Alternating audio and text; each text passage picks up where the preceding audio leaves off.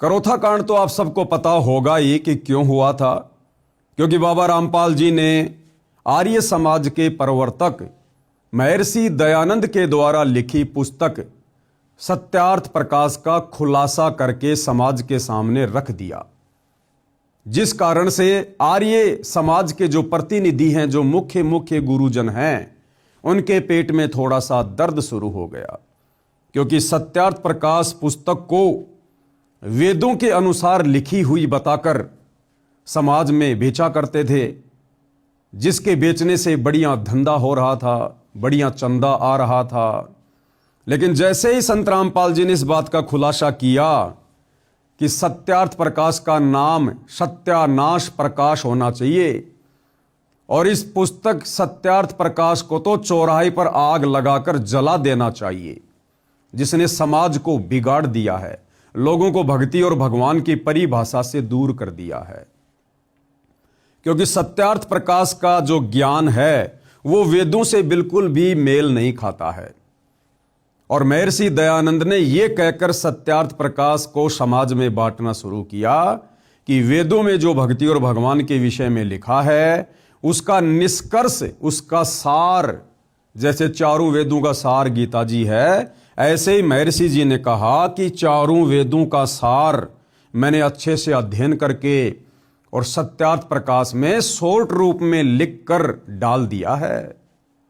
लेकिन जब सतगुरु रामपाल जी ने सत्यार्थ प्रकाश को पढ़ा और समाज को पढ़ाया तो पता चला कि सत्यार्थ प्रकाश का ज्ञान तो टोटली वेदों के विरुद्ध है।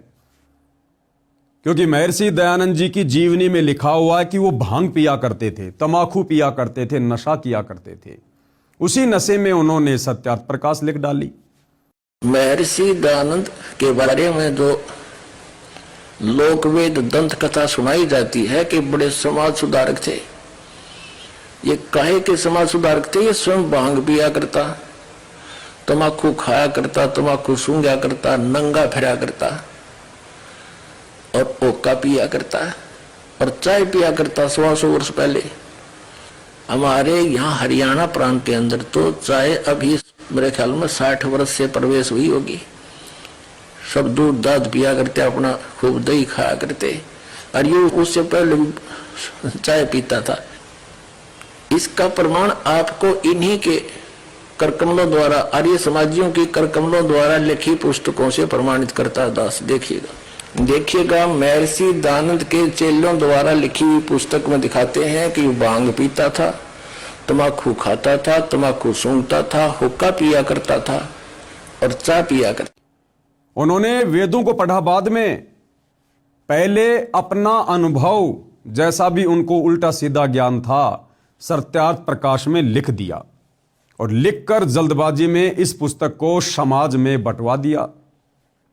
उसके बाद महर्षि दयानंद जी ने सोचा कि अब मैं वेदों का अध्ययन करूंगा। और जब उन्होंने वेदों का अध्ययन करना शुरू किया तो उनके पसीने छूट गए। उन्होंने देखा कि मैंने वेदों का हवाला देकर जो सत्यार्थ प्रकाश लिखी है उसमें तो टोटली ज्ञान वेदों के विरुद्ध है। वेदों में तो लिखा है कि परमात्मा साकार है, दिखाई देता है, मनुष्य के जैसा है, राजा के समान देखने योग्य है, सिर पर मुकुट है, और वो भगवान, वो परमात्मा, उसका नाम कबीर है। वो साक्षात धरती पर मनुष्य की लीला करने के लिए आते हैं, अपना ज्ञान देते हैं। उनकी भक्ति करने से पाप कर्मों का नाश हो जाता है, जीव को मोक्ष मिलता है।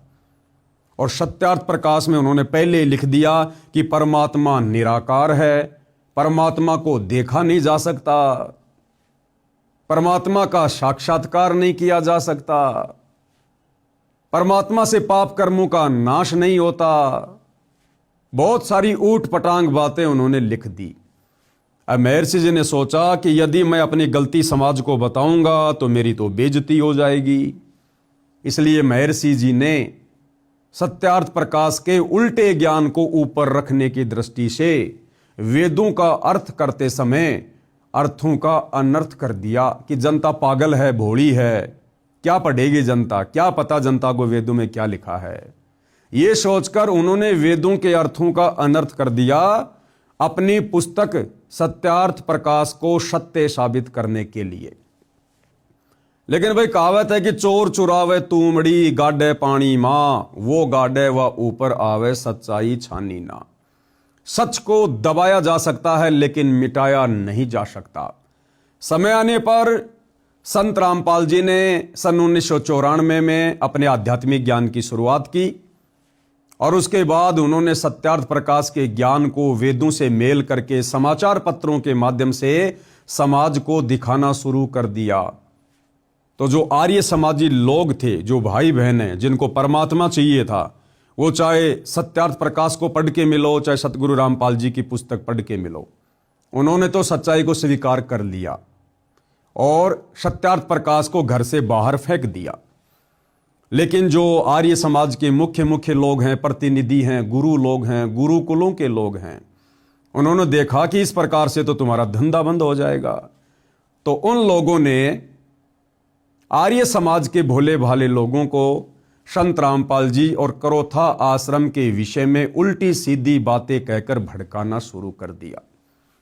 आम जनता समझ नहीं पाई, जिस कारण से 2006 में करोथा कांड हुआ और रोहतक की सोनारिया जेल में सतगुरु रामपाल जी 21 महीने रहकर आए।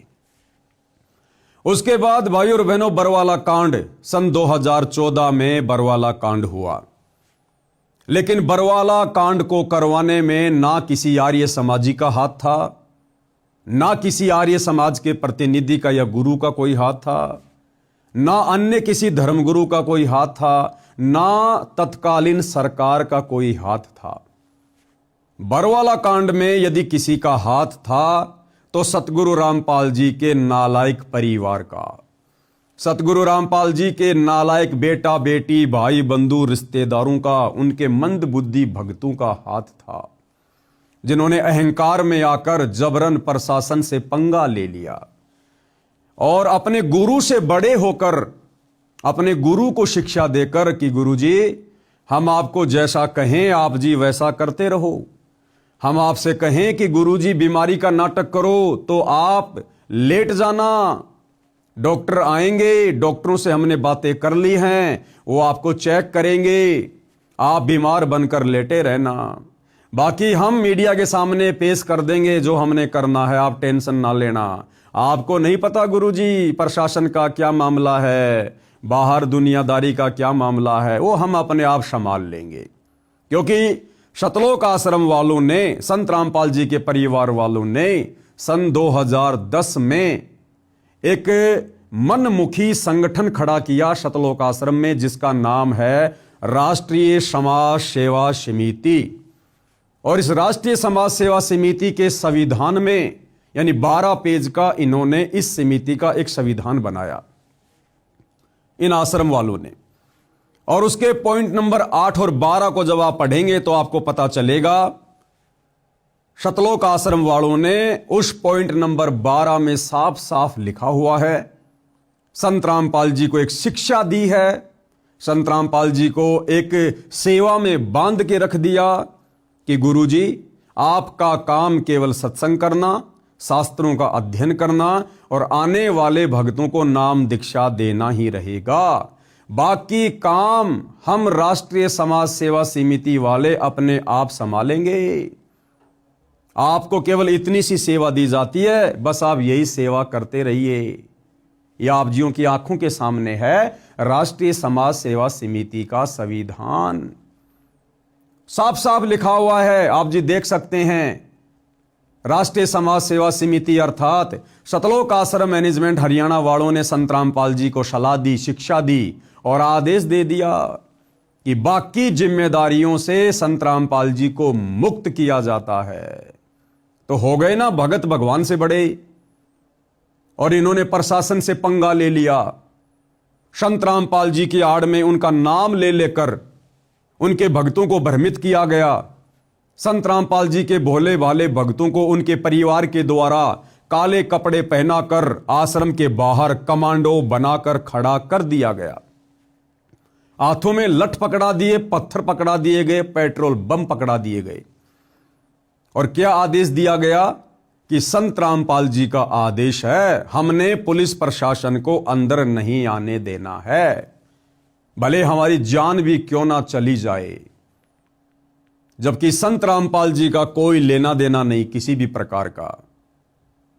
तो यह था बरवाला कांड 2014, जिसमें सिर्फ और सिर्फ सतगुरु रामपाल जी के नालायक परिवार की भूमिका थी, जिस कारण आज देशद्रोह और मर्डर का मुकदमा अपने ऊपर लेकर संत रामपाल जी बेवजह निर्दोष होते हुए पिछले 10.5 वर्षों से जेल काट रहे हैं।